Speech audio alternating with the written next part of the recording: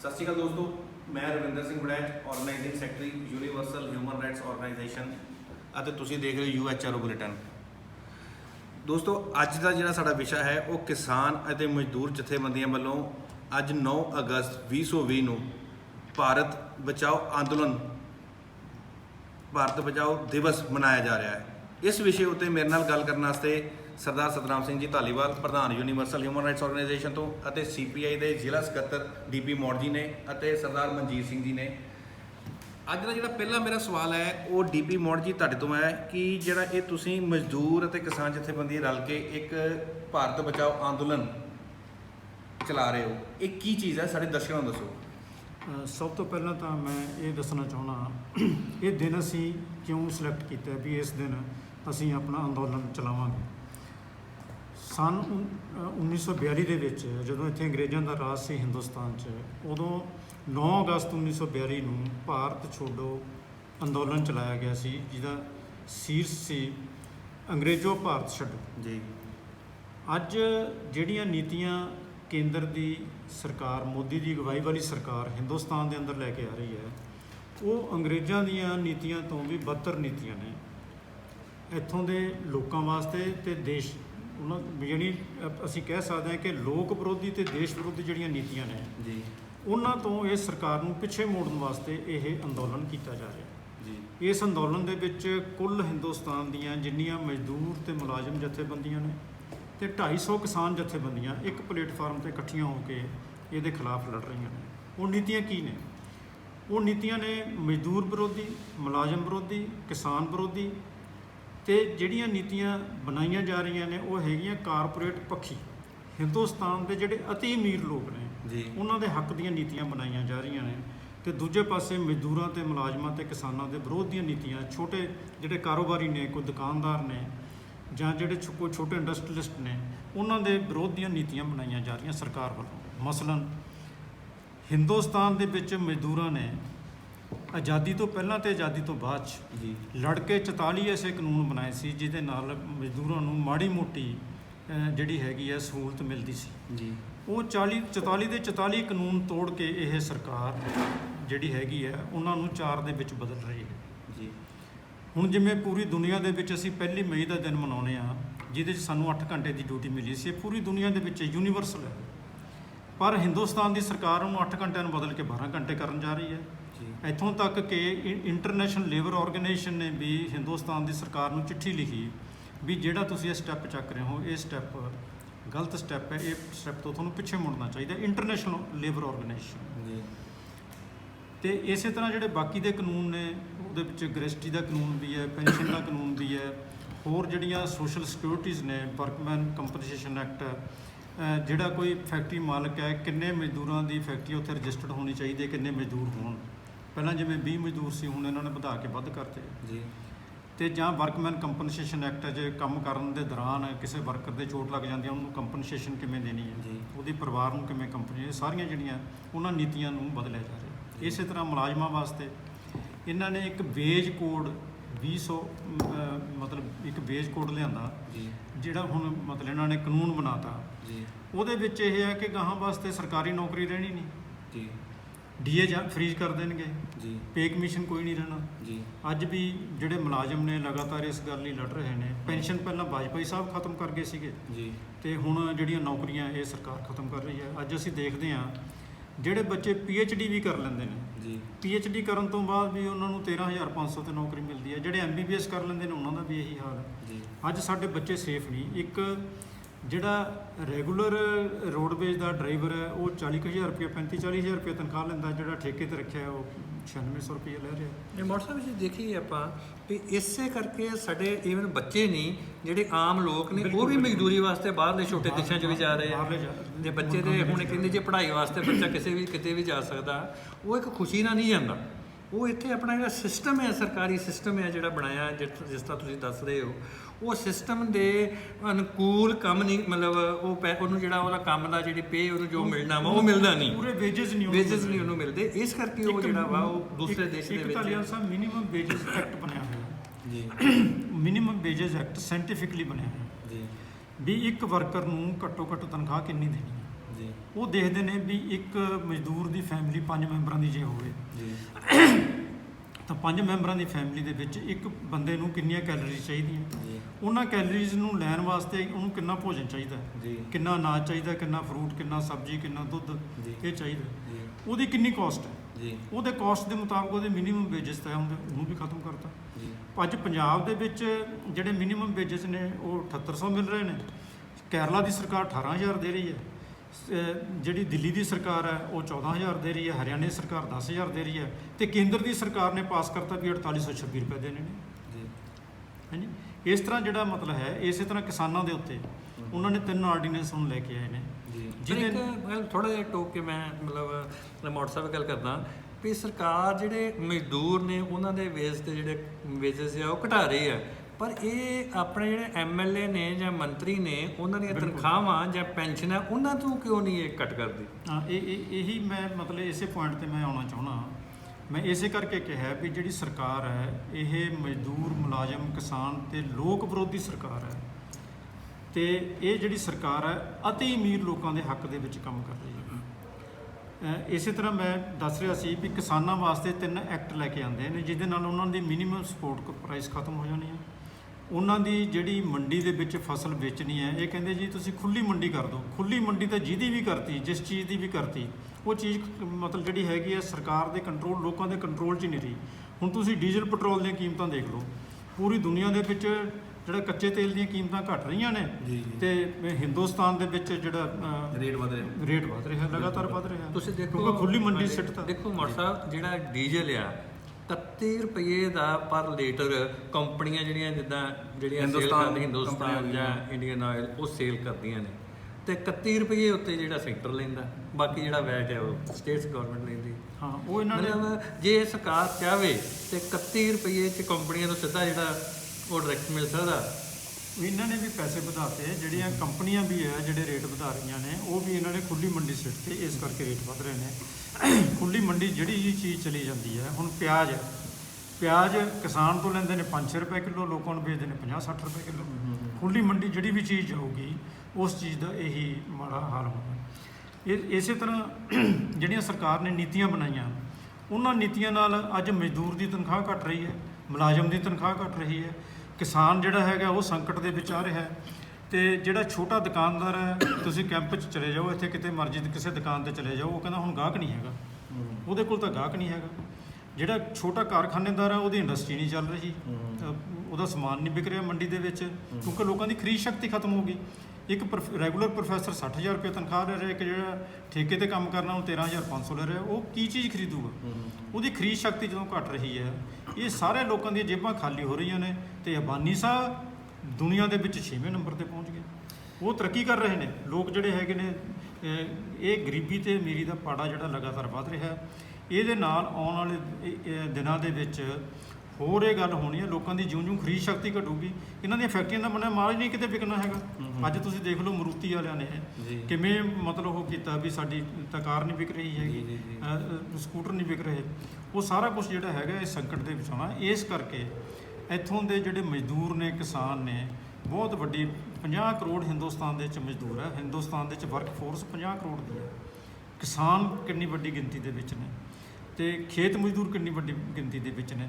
ਸਰਕਾਰ ਦੀਆਂ ਇਹਨਾਂ ਨੀਤੀਆਂ ਕਰਕੇ, ਸਰਕਾਰ ਜਿਹੜੀਆਂ ਨੀਤੀਆਂ ਬਣਾ ਰਹੀ ਹੈ, ਇਹਨਾਂ ਨੀਤੀਆਂ ਨਾਲ ਇਹਨਾਂ ਨੇ 7,70,000 ਕਰੋੜ ਰੁਪਈਆ ਜਿਹੜਾ ਕਾਰਪੋਰੇਟ ਸੈਕਟਰ ਦੇ ਜਿਹੜੇ ਘਰਾਣੇ ਨੇ, ਉਹਨਾਂ ਘਰਾਣਿਆਂ ਦਾ ਬੈਂਕਾਂ ਦੇ ਵਿੱਚ ਜਿਹੜਾ ਲੋਨ ਦੇਣਾ ਸੀ ਉਹਨਾਂ ਤੇ ਲੀਕ ਫੇਰਤੀ। 13 ਲੱਖ ਕਰੋੜ ਰੁਪਏ ਉਹਨਾਂ ਨੇ ਹੋਰ ਦੇਣਾ।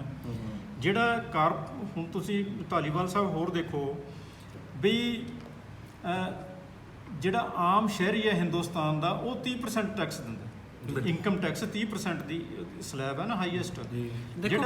ਜਿਹੜਾ ਕਾਰਪੋਰੇਟ, ਮੈਂ ਇੱਕ ਮਿੰਟ ਕਰ ਲਵਾਂ, ਜਿਹੜਾ ਕਾਰਪੋਰੇਟ ਹੈ, ਕਾਰਪੋਰੇਟ ਵਾਲੇ ਨੂੰ ਜਿਹੜਾ ਟੈਕਸ ਦੇਣਾ ਉਹਨੇ, ਉਹ 30 ਤੋਂ ਘਟਾ ਕੇ ਪਹਿਲਾਂ ਉਹਨਾਂ ਨੇ 25 ਕਰਤਾ, ਫਿਰ 23 ਕਰਤਾ, ਹੁਣ ਇਹ 19 ਕਰਨ ਲੱਗੇ ਹੋਏ ਨੇ। ਉਹਨੂੰ ਉਹਦਾ ਟੈਕਸ ਘਟ ਰਿਹਾ।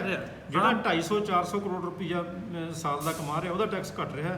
ਜਿਹੜਾ 10 ਲੱਖ ਰੁਪਈਆ ਸਾਲ ਦਾ ਕਮਾ ਰਿਹਾ, ਕੋਈ ਮੁਲਾਜ਼ਮ ਹੈ, ਕੋਈ ਹੋਰ ਹੈ, ਉਹਦਾ ਵੱਧ ਰਿਹਾ। ਮੋਟਰ ਸਾਹਿਬ, ਆਪਾਂ ਤੇ 30% ਤੇ ਇਹ ਦਿੰਦੇ ਆ ਨਾ, ਆਪਾਂ ਜਦੋਂ ਸਵੇਰੇ ਉੱਠਦੇ ਆ ਨਾ ਸੁਬਾਹ, ਹਾਂਜੀ। ਈਵਨ ਮਤਲਬ ਉੱਠਦਿਆਂ ਸਾਰ ਜੇ ਬੁਰਸ਼ ਕਰਦੇ ਆ ਤੇ ਉਦੋਂ ਵੀ ਟੈਸਟ ਜਿਹੜਾ ਟੈਕਸ ਆ ਉਹ ਦੇਣਾ ਸ਼ੁਰੂ ਕਰ ਦਿੰਦੇ ਆ। ਟੁੱਥਪੇਸਟ ਦੇ ਮਤਲਬ ਚਾਹ ਦੇ ਉੱਤੇ, ਖੰਡ ਦੇ ਉੱਤੇ, ਹਰ ਇੱਕ ਚੀਜ਼ ਦੇ ਉੱਤੇ ਟੈਕਸ ਧਾਲੀਵਾਲ ਸਾਹਿਬ ਮੈਂ ਸਿਰਫ 2 ਮਿੰਟਾਂ ਦੇ ਵਿੱਚ ਆਪਣੀ ਗੱਲ ਖਤਮ ਕਰੂੰਗਾ।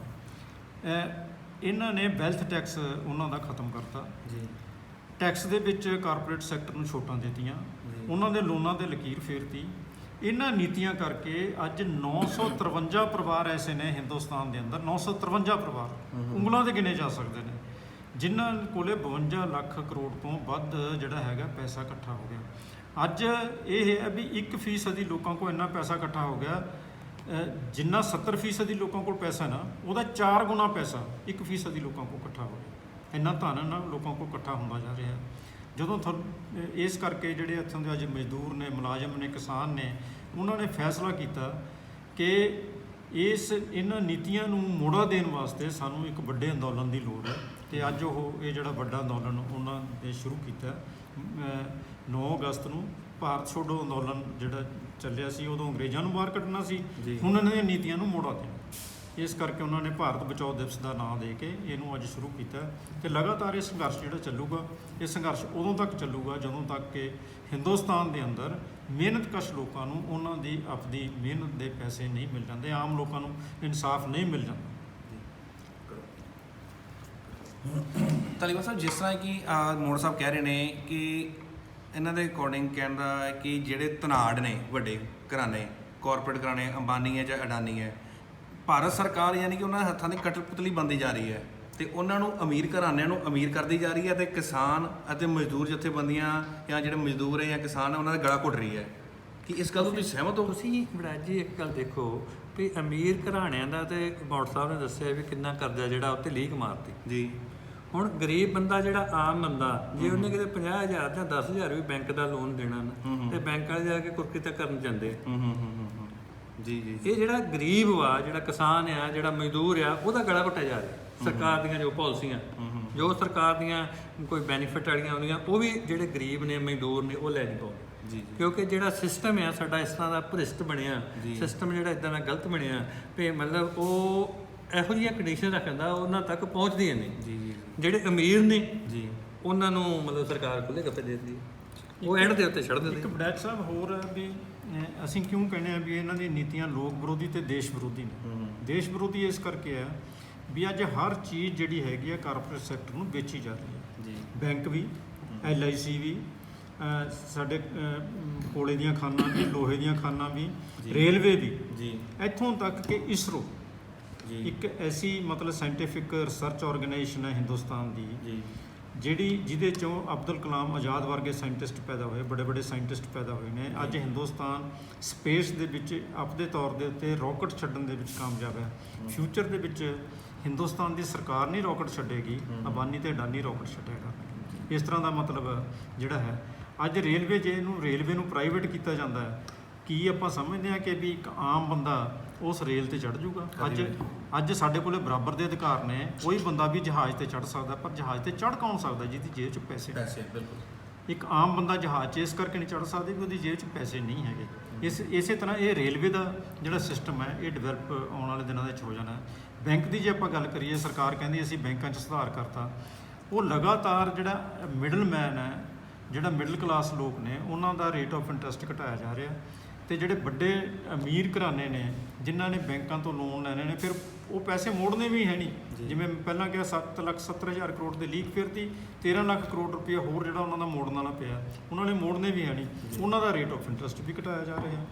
ਹਾਂਜੀ, ਤੋ ਇਸ ਕਰਕੇ ਅੱਜ ਦੇਸ਼ ਨੂੰ ਵੇਚਿਆ ਜਾ ਰਿਹਾ, ਕੌਡੀਆਂ ਦੇ ਭਾਅ ਵੇਚਿਆ ਜਾ ਰਿਹਾ। ਉਹ ਇੱਥੋਂ ਦੇ ਕਾਰਪੋਰੇਟ ਘਰਾਣੇ ਹੋਣ ਜਾਂ ਬਾਹਰਲੀਆਂ ਫਰਮਾਂ ਹੋਣ, ਉਹਨਾਂ ਨੂੰ ਅਸੀਂ ਆਜ਼ਾਦੀ ਦੀ ਲੜਾਈ ਲੜੀ ਸੀ ਕੰਪਨੀ ਰਾਜ ਨੂੰ ਖਤਮ ਕਰਨ ਵਾਸਤੇ। ਇੱਥੋਂ ਜਿਹੜੀ ਈਸਟ ਇੰਡੀਆ ਕੰਪਨੀ ਸੀ ਆਈ ਸੀ, ਉਹਨਾਂ ਦੇਸ਼ 'ਤੇ ਕਬਜ਼ਾ ਕਰ ਲਿਆ। ਅੱਜ ਇੱਥੇ ਜਿਹੜੀਆਂ ਹੈਗੀਆਂ ਫਿਰ ਦੁਬਾਰਾ ਕੰਪਨੀਆਂ ਜਿਹੜੀਆਂ ਉਹ ਆ ਰਹੀਆਂ ਨੇ, ਉਹ ਰਾਜ ਕਰ ਰਹੀਆਂ ਨੇ। ਜਿਹੜਾ ਹਿੰਦੁਸਤਾਨ ਦੇ ਵਿੱਚ ਹਿੰਦੁਸਤਾਨ ਐਰੋਨੌਟਿਕ ਲਿਮਟਿਡ ਬੰਗਲੌਰ ਦੇ ਵਿੱਚ ਸਾਡਾ ਜਹਾਜ਼ਾਂ ਦਾ ਕਾਰਖਾਨਾ ਪਬਲਿਕ ਸੈਕਟਰ 'ਚ ਲੱਗਿਆ ਸੀ, ਉਹਨੂੰ ਕੰਟਰੈਕਟ ਨਹੀਂ ਦਿੱਤਾ ਮੋਦੀ ਸਾਹਿਬ ਨੇ। ਕੰਟਰੈਕਟ ਕਿਹਨੂੰ ਦਿੱਤਾ? ਜਿਹਦਾ ਕਾਰਖਾਨਾ ਵੀ ਨਹੀਂ ਲੱਗਿਆ। ਅਬਾਨੀ ਨੂੰ ਕੰਟਰੈਕਟ ਦਿੱਤਾ, ਉਹਦੇ ਹਾਲੇ ਕਾਰਖਾਨਾ ਵੀ ਨਹੀਂ ਸੀ ਲਾਇਆ ਰਫੇਲ ਜਹਾਜ਼ਾਂ ਦਾ ਜਿਹੜੇ ਅਸੈਂਬਲ ਕਰ ਰਹੇ। ਮੈਡਮ ਇਹ ਮੋੜ ਸਾਹਿਬ ਇੱਕ ਗੱਲ ਕਰਦਾ ਸੀ, ਆਪਾਂ ਹੁਣ ਤੁਸੀਂ ਵੀ ਹਿੰਦੁਸਤਾਨ ਦੀ ਗੱਲ ਕੀਤੀ, ਸਾਡੇ ਮੁੱਖ ਮੰਤਰੀ ਸਾਹਿਬ ਜਾਂ ਹੋਰ ਜਿਹੜੇ ਮੰਤਰੀ ਨੇ ਉਹ ਵੀ ਹਿੰਦੁਸਤਾਨ ਦੀ ਗੱਲ ਕਰਦੇ ਆ। ਹਿੰਦੁਸਤਾਨ ਕਿਉਂਕਿ ਜਦੋਂ ਦੇਸ਼ ਸਾਡਾ ਆਜ਼ਾਦ ਹੋਇਆ, ਸਾਡਾ ਸੰਵਿਧਾਨ ਇੰਡੀਆ ਦਾ ਲਿਖਿਆ ਗਿਆ, ਭਾਰਤ ਦਾ ਸੰਵਿਧਾਨ ਲਿਖਿਆ ਗਿਆ, ਉੱਤੇ ਵੀ ਇੰਡੀਆ ਦੇ ਵਿੱਚ ਹਰ ਇੱਕ ਜਿਹੜਾ ਧਰਮ ਆ, ਹਰ ਇੱਕ ਕਾਸਟ ਜਿਹੜੀ ਆ ਉਹ ਆਪਣਾ ਇੰਜੋਏ ਕਰੂਗੀ। ਉਹ ਮਤਲਬ ਕੀਤਾ ਗਿਆ ਵੀ ਇਹ ਇੱਕ ਭਾਰਤ ਬਣਾਤਾ ਹਿੰਦੁਸਤਾਨ ਨੂੰ ਛੱਡ ਕੇ, ਡੈਮੋਕ੍ਰੇਸੀ ਕ੍ਰੈਟਿਕ ਜਿਹੜਾ ਕੰਟਰੀ ਆ ਉਹ ਬਣਾ ਦਿੱਤਾ ਗਿਆ। ਇਹ ਹਿੰਦੁਸਤਾਨ ਦਾ ਵਰਡ ਕਿਉਂਕਿ ਜਿਹੜੀ ਮੈਜੋਰਟੀ ਆ ਸਾਡੇ ਜਿਹੜੇ ਹਿੰਦੂ, ਉਹ ਹਿੰਦੂਇਜ਼ਮ ਵੱਲ ਚੱਲੇ ਆ ਵੀ ਅਸੀਂ ਇਹ ਕੰਟਰੀ ਹਿੰਦੂ ਬਣਾਉਣਾ। ਇਹ ਆਪਾਂ ਹਿੰਦੁਸਤਾਨ ਵਰਡ ਕਿਉਂ ਮਤਲਬ ਸਾਰੇ ਜਿਹੜੇ ਆ ਵਰਤਦੇ ਨੇ? ਧਾਲੀਵਾਲ ਸਾਹਿਬ, ਹਿੰਦੁਸਤਾਨ ਦਾ ਮਤਲਬ ਹਿੰਦੁਸਤਾਨ ਨਹੀਂ, ਹਿੰਦੁਸਤਾਨ ਸਿੰਧ ਦੀ ਘਾਟੀ ਤੋਂ ਗਾਹਾਂ ਫਿਰ ਮਤਲਬ ਇਹ ਵਰਡ ਡਿਵੈਲਪ ਹੁੰਦਾ ਹਿੰਦੁਸਤਾਨ ਬਣ ਗਿਆ। ਹਿੰਦੁਸਤਾਨ ਦਾ ਜਿਹੜਾ ਸੰਵਿਧਾਨ ਬਾਬਾ ਸਾਹਿਬ ਨੇ ਲਿਖਿਆ, ਅੰਬੇਦਕਰ ਜੀ ਨੇ ਉਹ ਲਿਖਿਆ, ਇੰਡੀਆ ਦਾ ਸੰਵਿਧਾਨ ਹੈ ਜੀ। ਮਤਲਬ ਉਹਦੇ 'ਤੇ ਮਤਲਬ ਕਨਸਟੀਟਿਊਸ਼ਨ ਆਫ ਇੰਡੀਆ, ਭਾਰਤ ਦਾ ਸੰਵਿਧਾਨ ਆ, ਇੰਡੀਆ ਦਾ ਸੰਵਿਧਾਨ ਆ, ਉਹ ਹਿੰਦੁਸਤਾਨ ਦਾ ਨਹੀਂ ਹੈ। ਮੈਂ ਕਹਿਣੀ ਚਾਹੁੰਦਾ ਵੀ ਜਿਹੜਾ ਸੰਵਿਧਾਨ ਲਿਖਿਆ ਗਿਆ, ਜਿਹੜੀ ਤੁਸੀਂ ਧਰਮ ਦੀ ਗੱਲ ਕਰਦੇ ਹੋ, ਉਹ ਸੰਵਿਧਾਨ ਦੇ ਵਿੱਚ ਇਹ ਸੀ ਵੀ ਇੱਥੇ ਸਾਰੇ ਧਰਮਾਂ ਨੂੰ ਬਰਾਬਰ ਦਾ ਹੱਕ ਹਾਸਲ ਹੈ। ਹਾਂ ਬਿਲਕੁਲ। ਪਰ ਅੱਜ ਜਿਹੜਾ ਸਾਡੀ ਸਰਕਾਰ, ਕੇਂਦਰ ਦੀ ਸਰਕਾਰ ਕਰ ਰਹੀ ਹੈ, ਬੀਜੇਪੀ ਦੀ ਸਰਕਾਰ ਕਰ ਰਹੀ ਹੈ, ਉਹ ਇਸ ਨੂੰ ਹਿੰਦੂਆਂ ਦਾ ਹਿੰਦੂ ਰਾਸ਼ਟਰ ਬਣਾਉਣਾ ਚਾਹੁੰਦੀ ਹੈ। ਹਿੰਦੂ ਰਾਸ਼ਟਰ ਦਾ ਨਾਅਰਾ ਦੇ ਰਹੀ ਹੈ, ਹਿੰਦੂ ਰਾਸ਼ਟਰ ਬਣਾਉਣਾ ਚਾਹੁੰਦੀ ਹੈ।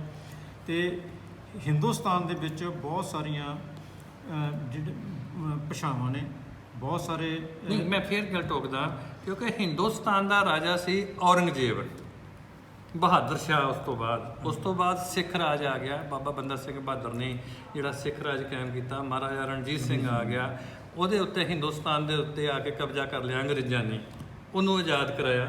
ਉਸ ਤੋਂ ਬਾਅਦ ਸਾਰਿਆਂ ਨੇ ਰਲ ਕੇ ਨਾਂ ਜਿਹੜਾ ਵਾ ਭਾਰਤ ਰੱਖਤਾ, ਇੱਕ ਇੰਡੀਆ ਨਾਂ ਰੱਖਤਾ।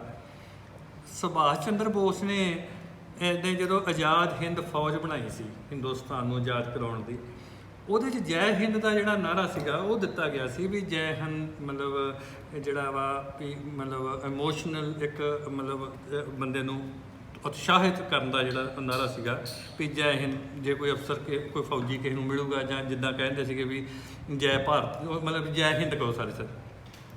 ਪਰ ਅੱਜ ਦੀ ਡੇਟ 'ਚ ਜਦੋਂ ਭਾਰਤ ਵੀ ਨਹੀਂ ਹੈ, ਹਿੰਦੁਸਤਾਨ ਹੀ ਨਹੀਂ ਹੈ, ਹੈ ਹੀ ਭਾਰਤ ਹੈ।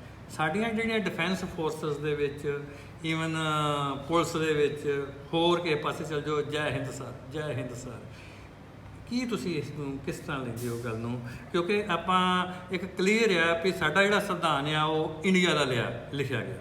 ਬਾਬਾ ਜੀ ਨੇ ਜਿਹੜਾ ਮਤਲਬ ਡਾਕਟਰ ਬੀ ਆਰ ਅੰਬੇਦਕਰ ਨੇ ਜਿਹੜਾ ਸੰਵਿਧਾਨ ਲਿਖਿਆ, ਉਹ ਸੰਵਿਧਾਨ ਜਿਹੜਾ ਵਾ ਕਨਸਟੀਟਿਊਸ਼ਨ ਆਫ ਇੰਡੀਆ ਆ, ਭਾਰਤ ਦਾ ਸੰਵਿਧਾਨ ਆ, ਹਿੰਦੁਸਤਾਨ ਦਾ ਕਿਤੇ ਵੀ ਵਰਡ ਨਹੀਂ ਹੈ ਵਿੱਚ ਉਹਦੇ। ਇਹ ਜਿਹੜੀ ਜਦੋਂ ਹਿੰਦੁਸਤਾਨ ਦਾ ਵਰਡ ਹੀ ਕਿਤੇ ਨਹੀਂ, ਤੇ ਪਹਿਲਾਂ ਜਾਂ ਹਿੰਦੁਸਤਾਨ ਹੋਵੇ ਜਾਂ ਹਿੰਦੁਸਤਾਨ ਹੋਵੇ ਤੇ ਕੱਟਿਆ ਗਿਆ। ਦੇਖੋ, ਜਿਹੜਾ ਹਿੰਦੁਸਤਾਨ ਦਾ ਜਿਹੜਾ ਲਫ਼ਜ਼ ਹੈ, ਜਿਵੇਂ ਪਹਿਲਾਂ ਦੱਸਿਆ ਵੀ ਜਿਹੜੀ ਸਿੰਧ ਘਾਟੀ ਦੀ ਸਭਿਅਤਾ ਸੀ, ਸਿੰਧੂ ਘਾਟੀ ਦੀ, ਤੇ ਉਹ ਸਭਿਅਤਾ ਤੋਂ ਲਫ਼ਜ਼ ਬਣਦਾ ਹਿੰਦੁਸਤਾਨ ਬਣ ਗਿਆ। ਹਿੰਦੁਸਤਾਨ ਦਾ ਮਤਲਬ ਨੇਤਾ ਜੀ ਸੁਭਾਸ਼ ਚੰਦਰ ਬੋਸ ਨੇ ਜੈ ਹਿੰਦ ਇਸ ਕਰਕੇ ਕਿਹਾ ਵੀ ਇਹ ਦੇਸ਼ ਸਾਰੇ ਧਰਮਾਂ ਦਾ ਸਾਂਝਾ ਦੇਸ਼ ਹੈ। ਇਹ ਕਿਸੇ ਇੱਕ ਦਾ ਮਤਲਬ ਹਿੰਦੂ ਦਾ ਜਾਂ ਸਿੱਖ ਜਾਂ ਮੁਸਲਿਮ ਜਾਂ ਈਸਾਈ ਜਾਂ ਕੋਈ ਹੋਰ ਪਾਰਸੀ ਹੋਵੇ, ਜੈਨੀ ਹੋਵੇ, ਬੋਧੀ ਹੋਵੇ, ਉਹਨਾਂ ਦਾ ਦੇਸ਼ ਨਹੀਂ ਹੈਗਾ। ਹਿੰਦੁਸਤਾਨ ਦੇ ਵਿੱਚ ਬਹੁਤ ਸਾਰੀਆਂ ਜਾਤਾਂ ਨੇ, ਹਿੰਦੁਸਤਾਨ ਦੇ ਵਿੱਚ ਬਹੁਤ ਸਾਰੀਆਂ ਭਾਸ਼ਾਵਾਂ ਨੇ। ਪਰ ਮੈਂ ਫਿਰ ਉਸ ਗੱਲ ਤੇ ਆ ਵੀ ਜਦੋਂ ਹਿੰਦੁਸਤਾਨ ਦਾ ਸੰਵਿਧਾਨ ਹੀ ਨਹੀਂ ਹੈ ਸਾਡਾ, ਤੇ ਆਪਾਂ ਹਿੰਦੁਸਤਾਨ ਦਾ ਜਾਪ ਕਿਉਂ ਜਪਦੇ ਹਾਂ? ਜਦੋਂ ਸੰਵਿਧਾਨ ਸਾਡਾ ਇੰਡੀਆ ਦਾ, ਭਾਰਤ ਦਾ, ਆਪਾਂ ਜੈ ਭਾਰਤ ਜਾਂ ਮਤਲਬ ਕੁਝ ਇਹੋ ਜਿਹਾ ਵਰਡ ਜਾਂ ਸਤਿ ਸ੍ਰੀ ਅਕਾਲ ਜਾਂ ਕੋਈ ਜੈ ਰਾਮ ਜਾਂ ਕੁਝ ਵੀ ਮਤਲਬ ਕੋਈ ਵੀ ਯੂਜ਼ ਕੀਤਾ ਜਾ ਸਕਦਾ। ਮੈਂ ਕਿਸੇ ਧਰਮ ਦੇ ਖਿਲਾਫ ਨਹੀਂ ਆ, ਮੈਂ ਮਤਲਬ ਇਹਦੇ ਅਖੰਡ ਜਿਹੜਾ ਭਾਰਤ ਹੈ ਉਹਦੇ ਹੱਕ 'ਚ ਆ। ਮੈਂ ਇਹ ਨਹੀਂ ਹੈ ਵੀ ਮਤਲਬ ਕਿਸੇ ਅਖੰਡਤਾ ਦੀ ਕੋਈ ਗੱਲ ਕਰਨਾ। ਮੈਂ ਇਹ ਗੱਲ ਕਹਿੰਦਾ ਵੀ ਜਦੋਂ ਸਾਡਾ ਜਿਹੜਾ ਸੰਵਿਧਾਨ ਮੁਤਾਬਕ ਜੋ ਸਾਨੂੰ ਨਾਂ ਮਿਲਿਆ ਵੀ ਇਹ ਮਤਲਬ ਕਨਸਟੀਟਿਊਸ਼ਨ ਆਫ ਇੰਡੀਆ ਆ, ਬਾਬਾ ਜੀ ਨੇ ਲਿਖਿਆ, ਡਾਕਟਰ ਬੀ ਆਰ ਅੰਬੇਦਕਰ ਨੇ। ਅੱਛਾ, ਤੇ ਉਹਨੂੰ ਹੀ ਆਪਾਂ, ਮੈਂ ਇਸ ਕਰਕੇ ਤੁਹਾਡੇ ਨਾਲ ਸਵਾਲ ਕਰ ਰਿਹਾ ਕਿ ਤੁਸੀਂ ਭਾਰਤ ਬਚਾਓ ਦਿਵਸ ਜਿਹੜਾ ਰੱਖਿਆ, ਉਹਦੇ 'ਚ ਭਾਰਤ ਦਾ ਨਾਮ ਹੀ ਬਚਾਇਆ ਜਾਵੇ। ਕਿਉਂਕਿ ਜਿਹੜੇ RSS ਇਸ ਵੇਲੇ ਆ, ਮਤਲਬ ਡਾਕਟਰ ਮੋਹਨ ਭਗਵਤ ਜਿਹੜਾ ਡਾਕਟਰੀ ਮੋਹਨ ਭਗਵਤ ਜਿਹੜਾ ਦਾ ਪ੍ਰਧਾਨ ਆ, ਉਹ ਇਧਰ ਨੂੰ ਲੱਗਾ, ਉਹਦੀਆਂ ਤਾਂ ਸਟੇਟਮੈਂਟ ਇੱਥੋਂ ਤੱਕ ਆ ਵੀ ਭਾਰਤ 'ਚ ਜਿਹੜਾ ਵੀ ਰਹਿੰਦਾ ਉਹ ਪਹਿਲਾਂ ਹਿੰਦੂ ਆ, ਮੁੜ ਕੇ ਉਹ ਮਤਲਬ ਦੂਜੇ ਧਰਮ ਦਾ ਆ, ਉਹ ਮਤਲਬ ਅਸੀਂ ਹਿੰਦੂ ਹੀ ਇੱਥੇ ਰਹਿਣਗੇ ਜਾਂ ਮਤਲਬ ਇਸ ਤਰ੍ਹਾਂ ਦੀਆਂ ਬੜੀਆਂ ਕੰਟਰੋਵਰਸੀ ਸਟੇਟਮੈਂਟਸ ਜਿਹੜੀਆਂ। ਇੱਕ ਦੋ ਗੱਲਾਂ ਕਹਿਣਾ ਚਾਹੁੰਦਾ। ਇੱਕ ਤਾਂ ਇਹ ਹੈ ਕਿ ਵੀ ਹਿੰਦੁਸਤਾਨ ਦਾ ਜਿਹੜਾ ਸੰਵਿਧਾਨ ਆ ਉਹਦੇ 'ਚ ਨਹੀਂ ਸੌਰੀ ਭਾਰਤ ਦਾ ਸੰਵਿਧਾਨ ਭਾਰਤ ਦਾ ਜਿਹੜਾ ਸੰਵਿਧਾਨ ਤੇ ਇਹ ਭਾਰਤ ਦਾ ਜਿਹੜਾ ਸੰਵਿਧਾਨ ਆ ਉਹ 'ਚ ਹਮ ਭਾਰਤ ਕੇ ਲੋਕ ਹਾਂਜੀ। ਤੇ ਭਾਰਤ ਹੋਵੇ ਜਾਂ ਹਿੰਦੁਸਤਾਨ ਹੋਵੇ ਇਹ 'ਚ ਫਰਕ ਨਹੀਂ। ਤੁਸੀਂ ਇਹਦਾ ਮਤਲਬ ਇਹ ਸਮਝਦੇ ਹੋ ਕਿ ਇਹ ਹਿੰਦੂ ਤੋਂ ਹਿੰਦੁਸਤਾਨ ਡਿਵੈਲਪ ਹੋਇਆ, ਹਿੰਦੂ ਤੋਂ ਨਹੀਂ ਹੋਇਆ। ਇੱਕ ਇਸ ਵੇਲੇ ਕੰਟਰੋਵਰਸੀ ਇਹ ਕਰਕੇ ਆ ਵੀ ਜਿਹੜੀ ਮੈਜੋਰਟੀ ਜਿਹੜੀ ਮਤਲਬ ਆਪਣੀ RSS ਆ ਉਹ ਇਧਰ ਨੂੰ ਖੜ ਰਹੀ ਆ ਵੀ ਅਸੀਂ ਇਹਨੂੰ ਹਿੰਦੁਸਤਾਨ, ਈਵਨ ਤੁਹਾਨੂੰ ਪਤਾ ਹੋਵੇ ਸ਼ਾਇਦ ਇਹਨਾਂ ਨੇ ਸੁਪਰੀਮ ਕੋਰਟ ਦੇ ਵਿੱਚ ਕਿਸੇ ਦੇ ਕੋਲੋਂ ਪਟੀਸ਼ਨ ਵੀ ਪਵਾਈ ਹੈ। ਬਿਲਕੁਲ ਹੈ ਨਾ, ਪਟੀਸ਼ਨ ਵੀ ਪਵਾਈ ਵੀ ਇਹਨੂੰ ਭਾਰਤ ਮਤਲਬ ਜਿਹੜਾ ਵਾ ਇਹਨੂੰ ਇੱਕ ਨਾਂ ਦਿੱਤਾ ਜਾਵੇ, ਹਿੰਦੁਸਤਾਨ ਜਾਵੇ ਇਸ ਟਾਈਪ ਦੀ। ਉਹ ਪੈਂਡਿੰਗ ਹੈ ਜੀ, ਬਿਲਕੁਲ ਪੈਂਡਿੰਗ ਆ, ਮਤਲਬ ਕਰਨ ਨੂੰ ਕਰ ਸਕਦੇ ਆ, ਮੈਜੋਰਟੀ ਦੇ ਵਿੱਚ ਹੈ, ਪਰ ਅਸੀਂ ਇਹ ਜੇ ਅਸੀਂ ਕਹਿੰਦੇ ਵੀ ਇਹਨੂੰ ਵੀ ਬਚਾਉਣਾ ਜਿਹੜਾ ਹੈ ਨਾ, ਇਸ ਨੂੰ ਬਚਾਉਣਾ ਵੀ ਜ਼ਰੂਰੀ ਹੈ। ਇੱਕ ਮਿੰਟ ਮੇਰੀ ਬੇਨਤੀ ਸੁਣੋ। ਜਦੋਂ ਇੱਥੇ ਸਿੰਧ ਘਾਟੀ ਦੀ ਸੱਭਿਅਤਾ ਆਈ, ਜਿੱਥੋਂ ਹਿੰਦ ਦਾ ਲਫ਼ਜ਼ ਡਿਵੈਲਪ ਹੋਇਆ ਜੀ, ਉਦੋਂ ਇੱਥੇ ਕੋਈ ਧਰਮ ਨਹੀਂ ਸੀ। ਧਰਮ ਬਾਅਦ ਚ ਡਿਵੈਲਪ ਹੋਏ ਨੇ, ਭਾਵੇਂ ਹਿੰਦੂ ਧਰਮ ਹੈ, ਭਾਵੇਂ ਮੁਸਲਿਮ ਧਰਮ ਹੈ, ਭਾਵੇਂ ਸਿੱਖ ਧਰਮ ਤਾਂ ਚਲੋ ਹੁਣ ਹੀ ਮਤਲਬ 500-600 ਸਾਲ ਪਹਿਲਾਂ ਹੀ ਆਇਆ। ਤੇ ਉਦੋਂ ਕੋਈ ਧਰਮ ਨਹੀਂ ਸੀ। ਉਹ ਸੱਭਿਅਤਾ ਜਿਹੜੀ ਸੀ, ਉਸ ਸੱਭਿਅਤਾ ਤੋਂ ਇਹ ਲਫ਼ਜ਼ ਡਿਵੈਲਪ ਹੋਇਆ ਸੀ। ਜਿਹੜੀ ਗੱਲ ਤੁਸੀਂ ਮੋਹਨ ਭਾਗਵਤ ਦੀ RSS ਦੀ ਕਰਦੇ ਹੋ, ਉਹ ਹਿੰਦੁਸਤਾਨ ਦੀ ਗੱਲ ਨਹੀਂ ਕਰਦੇ। ਹਿੰਦੁਸਤਾਨ ਦੀ ਗੱਲ ਤਾਂ ਹਿੰਦੁਸਤਾਨ ਦੇ ਸਾਂਝੇ ਲੋਕ ਕਰਦੇ ਨੇ, ਉਹ ਕਰਦੇ ਨੇ ਹਿੰਦੂ ਰਾਸ਼ਟਰ ਦੀ ਗੱਲ। ਮੈਂ ਇਹ ਦੇਖਦਾ ਕਿ ਜਾਂ ਤੇ ਸਾਡੇ ਜਿਹੜੇ ਲੀਡਰ ਨੇ, ਮੇਰੀ ਸੁਣਿਓ ਗੱਲ, ਜਿਹੜੇ ਲੀਡਰ ਨੇ ਜਾਂ ਤੇ ਉਹਨਾਂ ਨੇ ਸੰਵਿਧਾਨ ਪੜ੍ਹਿਆ ਨਹੀਂ ਆਪਣਾ, ਵੀ ਸੰਵਿਧਾਨ ਕਿਹਦਾ, ਜਦੋਂ ਹਿੰਦੁਸਤਾਨ ਦਾ ਜਾਂ ਹਿੰਦੁਸਤਾਨ ਦਾ ਸੰਵਿਧਾਨ ਹੀ ਨਹੀਂ ਹੈ ਤੇ ਆਪਾਂ ਉਹਨੂੰ ਕਿਸ ਤਰ੍ਹਾਂ ਲੈ ਸਕਦੇ ਹਾਂ। ਔਰ ਇਟ ਪੋਸੀਬਲ ਕਿ ਆਪਾਂ ਹਿੰਦੁਸਤਾਨ ਦਾ ਨਾਂ ਲਈਏ ਨਾ, ਜਦੋਂ ਆਪਣਾ ਇੰਡੀਆ ਦਾ ਤੇ ਆਪਾਂ ਇੰਡੀਆ ਦਾ ਨਾਂ ਲਵਾਂਗੇ, ਭਾਰਤ ਦਾ ਨਾਂ ਲਵਾਂਗੇ। ਇਹਦੇ ਵਿੱਚ ਕਿਉਂ ਜੀ ਮਨਜੀਤ ਸਿੰਘ ਜੀ, ਇਹਦੇ ਵਿੱਚ ਇੱਕ ਚੀਜ਼ ਹੋਰ ਵੀ ਹੈ ਮੋੜ ਸਾਹਿਬ। ਮੈਂ ਕੀ ਧਾਲੀਵਾਲ ਸਾਹਿਬ ਤੁਹਾਡੇ ਨਾਲ ਗੱਲ ਕਰਦਾ ਕਿ ਜਿਸ ਤਰ੍ਹਾਂ ਕਿ ਆਪਾਂ ਕਹੀਏ ਕਿ ਆਪਾਂ ਇਹ ਇੱਕ ਇੰਡੀਆ ਇੱਕ ਡੈਮੋਕ੍ਰੈਟਿਕ ਕੰਟਰੀ ਹੈ, ਬਿਲਕੁਲ ਠੀਕ ਹੈ, ਡੈਮੋਕ੍ਰੇਸੀ ਲੋਕਤੰਤਰ ਦਾ ਰਾਜ ਹੈ। ਫਰੀडम ਆਫ ਸਪੀਚ ਦੇ ਵਿੱਚ ਆਪਾਂ ਗੱਲ ਕਰੀਏ ਹਰ ਕਿਸੇ ਨੂੰ ਬੋਲਣ ਦਾ ਅਧਿਕਾਰ ਹੈ ਜੀ ਮੋੜ ਸਾਹਿਬ। ਜੇ ਆਪਾਂ ਗੱਲ ਕਰੀਏ ਕਿ ਕੋਈ ਵੀ ਮੰਗ ਰੱਖਦਾ, ਕੋਈ ਵੀ ਮੰਗ ਰੱਖ ਸਕਦਾ, ਤੁਸੀਂ ਰੱਖ ਸਕਦੇ, ਮੈਂ ਰੱਖ ਸਕਦਾ, ਧਾਲੀਵਾਲ ਸਾਹਿਬ ਰੱਖ ਸਕਦੇ, ਹਰ ਕੋਈ ਰੱਖ ਸਕਦਾ ਹੈ। ਅੱਜ ਦੀ ਡੇਟ 'ਚ ਜੇ ਆਪਾਂ ਹਿੰਦੁਸਤਾਨ ਦੀ ਤੁਸੀਂ ਗੱਲ ਕਰਦੇ ਹੋ ਕਿ ਠੀਕ ਹੈ ਕਿ ਹਿੰਦੁਸਤਾਨ ਦੀ ਗੱਲ ਹਰ ਪਾਸੇ ਹੁੰਦੀ ਹੈ ਕਿ ਹਿੰਦੁਸਤਾਨ ਹੈ ਜੀ, ਹਿੰਦੁਸਤਾਨ ਹੈ। ਅਜੇ ਹਿੰਦੁਸਤਾਨ ਬਣਿਆ ਨਹੀਂ, ਹਿੰਦੁਸਤਾਨ ਨੰਬਰ 2 ਇਹ ਨਹੀਂ ਹਿੰਦੁਸਤਾਨ ਸੀ। ਜਿਹੀ ਚੀਜ਼ ਆਪਾਂ ਗੱਲ ਕਰੀਏ ਕਿ ਕੋਈ ਸਿੱਖ ਕਮਿਊਨਿਟੀ ਦੀ ਗੱਲ ਕਰੀਏ ਕਿ ਸਿੱਖ ਕਮਿਊਨਿਟੀ ਕਹਿੰਦੇ ਖਾਲਿਸਤਾਨ, ਤੇ ਉਦੋਂ ਉਸ ਟਾਈਮ ਦੇਸ਼ ਦਰੋਹੀ ਦਾ ਪਰਚਾ ਦਰਜ ਹੁੰਦਾ ਹੈ ਕਿ ਖਾਲਿਸਤਾਨ ਦੀ ਮੰਗ ਕਰ ਰਹੇ ਆ। ਮੈਂ ਫੇਰ ਬੜੈਚ ਸਾਹਿਬ ਇਹ ਕਹਿਣਾ ਚਾਹਣਾ, ਹਿੰਦੁਸਤਾਨ ਦਾ ਮਤਲਬ ਹਿੰਦੁਸਤਾਨ ਨਹੀਂ, ਹਿੰਦੁਸਤਾਨ ਨਹੀਂ। ਜੇ ਹਿੰਦੁਸਤਾਨ ਦਾ ਵੀ ਤੇ ਆਪਣਾ ਹਿੰਦੂ ਲਫ਼ਜ਼ ਜਿਹੜਾ ਹੈਗਾ ਮੌੜ ਸਾਹਿਬ ਇੱਕ ਗੱਲ ਇਹਦੇ ਨਾਲ ਨਹੀਂ ਜੁੜਦਾ। ਜੇ ਹਿੰਦੁਸਤਾਨ ਜਿਹੜਾ ਮਤਲਬ ਜਿਹੜਾ ਹੈ, ਮੇਰੀ ਇੱਕ ਮਿੰਟ ਬੇਨਤੀ ਸੁਣੋ ਵੀ ਇਹ ਉਹਦੇ ਨਾਲ ਨਹੀਂ ਜੁੜਦਾ। ਇਹ ਹਿੰਦੁਸਤਾਨ ਨਹੀਂ, ਹਿੰਦੂ ਰਾਸ਼ਟਰ ਇਹ RSS ਵਾਲੇ ਬਣਾਉਣਾ ਚਾਹੁੰਦੇ ਨੇ ਹਿੰਦੁਸਤਾਨ ਨੂੰ। ਮੇਰੀ ਬੇਨਤੀ ਸੁਣੋ, ਜਿਹੜਾ ਭਾਰਤ ਦਾ ਸੰਵਿਧਾਨ ਹੈ ਜਾਂ ਹਿੰਦੁਸਤਾਨ ਦਾ ਨਹੀਂ ਹੈ, ਹਿੰਦੁਸਤਾਨ ਦਾ ਵਰਡ ਹੀ ਨਹੀਂ ਹੈਗਾ ਸੰਵਿਧਾਨ ਸਾਡੇ 'ਚ। ਬਿਲਕੁਲ ਮੈਂ ਤੁਹਾਡੀ ਗੱਲ ਫਿਰ ਆਪਾਂ ਨੂੰ ਹਿੰਦੁਸਤਾਨ ਬਤਾ ਦੇ। ਜਿਹੜਾ ਸੁਭਾਸ਼ ਚੰਦਰ ਬੋਸ ਨੇ ਜੈ ਹਿੰਦ ਕਿਹਾ ਜੀ, ਸੁਭਾਸ਼ ਚੰਦਰ ਬੋਸ ਹਿੰਦੂ ਰਾਸ਼ਟਰ ਦੇ ਹੱਕ ਦੇ ਵਿੱਚ ਨਹੀਂ ਸੀ ਜੀ, ਉਹਨੇ ਜੈ ਹਿੰਦ ਕਿਹਾ ਕਿਉਂਕਿ ਇਹ ਜਿਹੜੇ ਤੁਸੀਂ ਉਸ ਸਮੇਂ ਦੀ ਜਿਹੜੀ ਗੱਲ ਹੈ ਨਾ, ਆਪਾਂ ਸਿਰਫ ਮੈਨੂਪਲੇਟ ਕੀਤਾ ਗਿਆ ਕਾਫੀ ਕੁਝ। ਮੈਂ ਇੱਕ ਮਿੰਟ ਮੈਂ ਥੋੜਾ ਜਿਹਾ ਦਰਸ਼ਕਾਂ ਨੂੰ ਦੱਸਦਾ, ਉਸ ਸਮੇਂ ਦੀ ਜਿਹੜੀ ਲੋੜ ਸੀ ਇੱਕ ਹਿੰਦੁਸਤਾਨ ਨੂੰ ਆਜ਼ਾਦ ਕਰਾਉਣ ਦੀ ਸੀ ਕਿ ਉਹ ਦੇਸ਼ ਹੀ ਹਿੰਦੁਸਤਾਨ ਸੀ।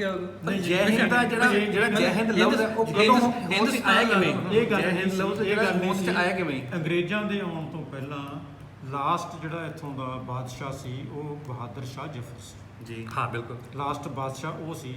ਉਹ ਇੱਕ ਮੁਸਲਿਮ ਰਾਜਾ ਸੀ ਜੀ, ਪਰ ਉਹਨੇ ਵੀ ਦੇਸ਼ ਦੀ ਆਜ਼ਾਦੀ ਦੀ ਲੜਾਈ 'ਚ ਹਿੱਸਾ ਲਿੱਤਾ। ਉਹ ਵੀ ਦੇਸ਼ ਦੀ ਆਜ਼ਾਦੀ ਲਈ ਲੜਿਆ, ਉਸੇ ਤਰ੍ਹਾਂ ਲੜਿਆ ਜਿਵੇਂ ਇੱਥੋਂ ਦੇ ਸਿੱਖ ਲੜੇ, ਜਿਵੇਂ ਇੱਥੋਂ ਦੇ ਹਿੰਦੂ ਲੜੇ। ਨਹੀਂ ਮੌੜ ਸਾਹਿਬ, ਜਦੋਂ ਜਿਹੜਾ ਬਹਾਦਰ ਸ਼ਾਹ ਸੀਗਾ ਮਤਲਬ ਦੇਸ਼ ਦਾ ਰਾਜਾ ਸੀ ਹਿੰਦੁਸਤਾਨ ਦਾ, ਉਦੋਂ ਆਜ਼ਾਦੀ ਦੀ ਲੜਾਈ ਨਹੀਂ ਸੀ, ਉਦੋਂ ਤੇ ਇੱਕ ਜੁਰਮ ਦੇ ਅਗੇਂਸਟ ਸੀ, ਔਰੰਗਜ਼ੇਬ ਦੇ ਅਗੇਂਸਟ 10ਵੇਂ ਪਾਤਸ਼ਾਹ ਗੁਰੂ ਗੋਬਿੰਦ ਸਿੰਘ ਸਾਹਿਬ ਨੇ ਲੜਾਈ ਲੜੀ ਸੀ, ਜ਼ੁਲਮ ਦੇ ਖਿਲਾਫ। ਜਾਂ ਬਾਬਾ ਬੰਦਾ ਸਿੰਘ ਜਿਹੜਾ ਬਹਾਦਰ ਸੀ ਉਹਨੇ ਲੜਾਈ ਲੜੀ ਸੀਗੀ ਬਹਾਦਰ ਸ਼ਾਹ ਦੇ ਅਗੇਂਸਟ। ਧਾਲੀਵਾਲ ਸਾਹਿਬ ਤੁਸੀਂ ਹੋਰ ਜ਼ਿਆਦਾ ਪਿੱਛੇ ਚਲੇ ਗਏ। ਮੈਂ ਗੱਲ ਕਰਦਾ ਜਦੋਂ ਅੰਗਰੇਜ਼ਾਂ ਦੇ ਖਿਲਾਫ ਉਦੋਂ ਬਹਾਦਰ ਸ਼ਾਹ ਖਤਮ ਹੋ ਚੁੱਕਾ ਸੀਗਾ। ਬਹਾਦਰ ਸ਼ਾਹ 1857 ਦੀ ਲੜਾਈ ਜਿਹੜੀ ਹੈ, 1857 ਦਾ ਪਹਿਲਾ ਗਦਰ ਹੈ, ਉਹ 'ਚ ਰਾਣੀ ਝਾਂਸੀ, ਬਹਾਦਰ ਸ਼ਾਹ ਜ਼ਫਰ, ਇਹ ਸਾਰੇ ਜਿਹੜੇ ਸੀ ਇਹ ਲੜੇ, ਇਹ ਇਕੱਠੇ ਹੋ ਕੇ ਲੜੇ ਨੇ। ਅੱਜ ਜਿਹੜੀ ਇੱਕ ਮੈਂ ਹੋਰ ਗੱਲ ਕਹਿਣੀ ਚਾਹੁੰਦਾ ਇਹ ਤੇ ਵੀ ਜਿਹੜਾ ਅੰਗਰੇਜ਼ਾਂ ਨੇ ਕਬਜ਼ਾ ਕੀਤਾ ਜਿਹੜੀ- ਉਹ ਮਹਾਰਾਜਾ ਰਣਜੀਤ ਸਿੰਘ ਦੇ ਰਾਜ ਦੇ ਉੱਤੇ ਕੀਤਾ। ਜੀ ਜੀ ਉਹ 1839 ਚ ਹੋਇਆ। ਹਾਂ, ਮਹਾਰਾਜਾ ਰਣਜੀਤ ਸਿੰਘ ਦੇ ਰਾਜ ਤੇ ਕਬਜ਼ਾ ਕੀਤਾ। 1839 ਚ ਹੋਇਆ। ਮਹਾਰਾਜਾ ਰਣਜੀਤ ਸਿੰਘ ਸਭ ਤੋਂ ਅਖੀਰਲਾ ਰਾਜਾ ਸੀ। ਉਦੋਂ ਪਹਿਲਾਂ ਬਹੁਤ ਸਾਰੇ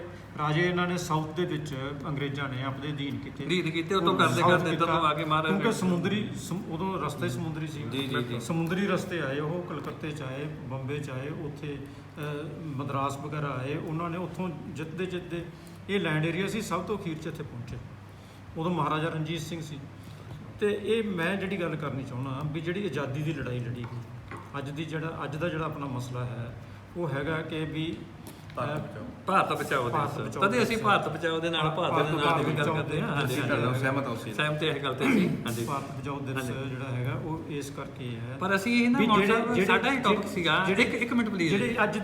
ਜਿਹੜੀ ਅੱਜ ਪਾਰਟੀ ਇੱਥੇ ਰਾਜ ਕਰਦੀ ਪਾਰਟੀ ਹੈ ਸੈਂਟਰ ਦੇ ਵਿੱਚ, ਬੀਜੇਪੀ ਆਰਐਸਐਸ, ਜੀ ਇਹਨਾਂ ਨੇ ਆਜ਼ਾਦੀ ਦੀ ਲੜਾਈ ਦੇ ਵਿੱਚ ਇਹਨਾਂ ਦਾ ਇੱਕ ਵੀ ਸ਼ਹੀਦ ਨਹੀਂ ਹੋਇਆ, ਇੱਕ ਵੀ ਕਿਸੇ ਦਾ ਨਾਮ ਲੈ ਦੇਣ ਵੀ ਸਾਡਾ ਆਜ਼ਾਦੀ ਦੀ। ਜੀ ਬਿਲਕੁਲ। ਇਹ ਕਹਿੰਦੇ ਇਹਨਾਂ ਦਾ ਗੋਲਵਾਰਕਰ ਕਹਿੰਦਾ ਹੁੰਦਾ ਸੀ, ਜਿਹੜਾ ਆਰਐਸਐਸ ਦਾ ਉਸ ਵੇਲੇ ਚੀਫ ਸੀ, ਕਿ ਉਦੋਂ ਹਿੰਦੂ ਮਹਾਸਭਾ ਹੁੰਦੀ ਸੀ, ਹਿੰਦੂਓ ਤੁਸੀਂ ਆਪਣੀ ਸ਼ਕਤੀ ਬਚਾ ਕੇ ਰੱਖੋ ਮੁਸਲਮਾਨਾਂ ਦੇ ਖਿਲਾਫ ਲੜਨ ਵਾਸਤੇ, ਅੰਗਰੇਜ਼ਾਂ ਦੇ ਖਿਲਾਫ ਲੜ ਕੇ ਆਪਣੀ ਸ਼ਕਤੀ ਨੂੰ ਨਾ ਗਵਾਓ। ਇਹਨਾਂ ਦਾ ਇੱਕ ਵੀ ਨਹੀਂ ਹੋਇਆ। ਜਦੋਂ ਕਿ ਦੂਜੇ ਜਿਹੜੇ ਆਪਣੇ ਲੋਕ ਸੀ ਇੱਥੇ, ਭਾਵੇਂ ਕਿਸੇ ਇਲਾਕੇ ਦੇ ਸੀ, ਕਿਸੇ ਸੀ, ਉਹਨਾਂ ਨੇ ਰਲ ਕੇ ਲੜਾਈ ਲੜੀ ਜੀ, ਰਲ ਕੇ ਲੜਾਈ ਲੜੀ ਤੇ ਹਿੰਦੁਸਤਾਨ ਨੂੰ ਮਤਲਬ ਭਾਰਤ ਨੂੰ ਆਜ਼ਾਦ ਕਰਾਇਆ। ਅੱਜ ਉਹਨੂੰ ਪੁੱਠਾ ਗੇੜਾ ਦਿੱਤਾ ਜਾ ਰਿਹਾ। ਉਹਦੇ ਖਿਲਾਫ ਇੱਥੋਂ ਦੀਆਂ ਮਜ਼ਦੂਰ ਕਿਸਾਨ ਜਥੇਬੰਦੀਆਂ ਤੇ ਆਮ ਮਿਹਨਤਕਸ਼ ਲੋਕ, ਭਾਵੇਂ ਛੋਟੇ ਕਾਰਖਾਨੇਦਾਰ ਹੋਣ, ਭਾਵੇਂ ਛੋਟੇ ਦੁਕਾਨਦਾਰ ਹੋਣ, ਉਹ ਫਿਕਰਮੰਦ ਨੇ। ਲੜਾਈ 'ਚ ਹੌਲੀ ਹੌਲੀ ਸਾਰੇ ਕੁੱਦ ਰਹੇ ਨੇ। ਅੱਜ ਮਜ਼ਦੂਰ ਤੇ ਕਿਸਾਨ ਉਹਦਾ ਵੈਨਗਾਰਡ ਨੇ ਤੇ ਹੋਰ ਲੋਕ ਜਿਹੜੇ ਹੈਗੇ ਨੇ ਉਹ 'ਚ ਲਗਾਤਾਰ ਸ਼ਾਮਲ ਹੋਣਗੇ। ਤੇ ਆਉਣ ਵਾਲੇ ਦਿਨਾਂ ਦੇ ਵਿੱਚ ਇਹ ਜਿਹੜਾ ਯੁੱਧ ਲੜਿਆ ਜਾਣਾ, ਇਹ ਯੁੱਧ ਬੀਜੇਪੀ ਦੀ ਅਗਵਾਈ ਵਾਲੀ ਸਰਕਾਰ, ਭਾਵੇਂ ਇਹ ਕੋਈ ਹੋਰ ਨਾਮ ਰੱਖ ਲੈਣ, ਭਾਵੇਂ ਇਹਨਾਂ ਦੀ ਜਗ੍ਹਾ ਤੇ ਕੋਈ ਹੋਰ ਆ ਜਾਵੇ, ਜੋ ਨੀਤੀਆਂ ਇਹੀ ਕਾਰਪੋਰੇਟ ਪੱਖੀ ਤੇ ਮਿਹਨਤਕਸ਼ ਲੋਕਾਂ ਦੇ ਖਿਲਾਫ ਬਣਾਊਗਾ, ਉਹਦੇ ਖਿਲਾਫ ਇਹ ਜੰਗ ਜਿਹੜੀ ਲੜਾਈ ਜਾਰੀ ਰਹੂਗੀ।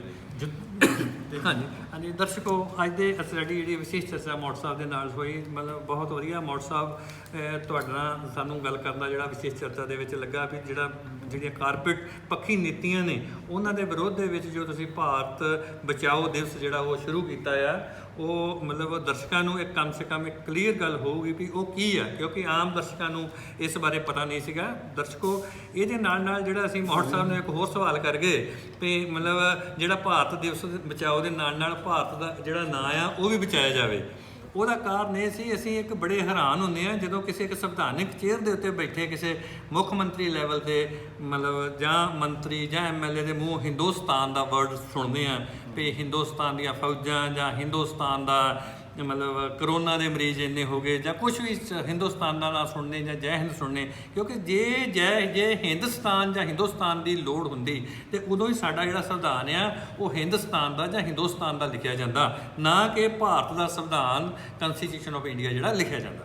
ਇਹ ਕਿ ਦਰਸ਼ਕੋ, ਇਹ ਨਹੀਂ ਚਾਹੁੰਦੇ ਅਸੀਂ ਤੁਹਾਡੇ ਕੋਲ, ਜੇ ਸਾਡੇ ਕੋਲ ਕੋਈ ਗਲਤ ਗੱਲ ਹੋ ਗਈ ਹੋਵੇ ਵਿਸ਼ੇਸ਼ ਚਰਚਾ ਦੌਰਾਨ, ਅਸੀਂ ਮਾਫੀ ਚਾਹੁੰਦੇ ਹਾਂ ਤੇ ਬੇਨਤੀ ਕਰਦੇ ਹਾਂ ਵੀ ਸਾਡਾ ਜਿਹੜਾ YouTube ਚੈਨਲ ਹੈ UHRO ਬੁਲਟਨ, ਉਹਨੂੰ ਸਬਸਕ੍ਰਾਈਬ ਕਰਿਓ ਤਾਂ ਕਿ ਅਗਾਂਹ ਵਾਸਤੇ ਅਸੀਂ ਇਸ ਤਰ੍ਹਾਂ ਦੇ ਮਸਲੇ ਲੈ ਕੇ ਤੇ ਲਾਭ ਪ੍ਰਤੀ ਤੇ ਐਕਟ ਪ੍ਰਤੀ ਲੈ ਕੇ ਤੁਹਾਡੇ ਨਾਲ ਮਤਲਬ ਜਿਹੜੇ ਵਿਸ਼ੇਸ਼ ਜਾਣਕਾਰੀ ਦਿੰਦੇ ਰਹੀਏ। ਧੰਨਵਾਦ।